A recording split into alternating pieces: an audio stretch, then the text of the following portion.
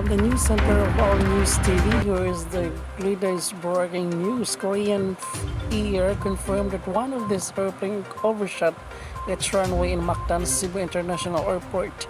And the post of airline company said that the incident, which occurred on Sunday, October 23, was caused by worsening weather during landing, and that they will provide updates soon on the possible. The passengers and crew of Korean Air Flight KE63 being rescued. The netizens Reynold Dongdong said recorded the video with the passengers and crew of the Korean Flight KE361 being rescued a moment after the Airbus A330 jet overshot at the runway of Mactan Cebu International Airport late Sunday evening, October 23. All the 173 people on board the aircraft are safe and are being accommodated by the hotel, according to the airport authorities. Korean Air Flight overshot on the runway of Mactan Cebu International Airport on Sunday. In a Facebook post of Lapu-Lapu City MMO head Nigel Balenciana said airport operations are suspended following the incident. Korean Air statement confirmed that KE631 figured out that the incident while landing in Cebu and they are currently investigating it. In separate post, Lapu-Lapu City Mayor Junard said that nobody was hurt on the incident. The plane, which figured out an incident late night at Sunday, October 23, remained on the runway of the Mactan Cebu International Airport early in Monday morning, October 24. Under clearing, this is complete airport operation while the remain suspended. Other airport officials said the travelers are advised to coordinate with their suspected airlines. Netizens were also quick to share the Korean Air Flight KE631 history and monitoring up flight radar 24 minutes before overshooting the runway. And if the plane can be seen circling airplanes near Mactan Airport twice, apparently the attempt to land safety.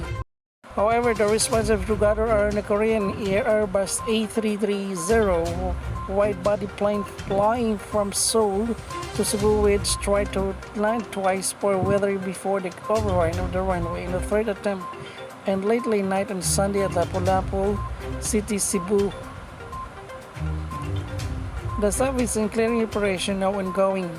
Airport personnel and their heavy equipment had begun on Monday, October 24, for the removal of Korean Air Flight KE631 that overshot of the runway in Mactan Cebu International Airport.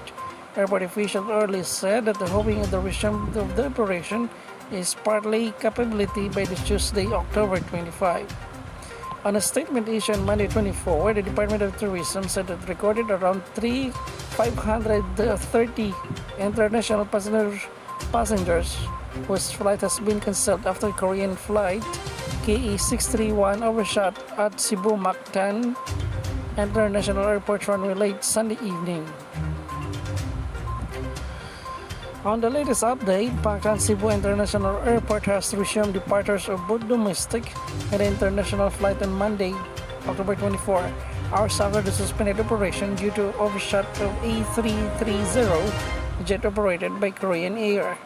Lawyer Glenn Napoli, Assistant General Manager of Mactan Cebu International Airport, said that they have reopened departures at 2 p.m. on Monday, October 24, and should do so until 6 p.m. However, the airport still cannot be accommodated the arrival flight at the moment.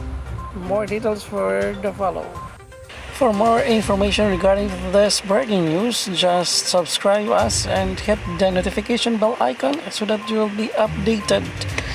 From the news centers of All News TV, that was the news. Good afternoon.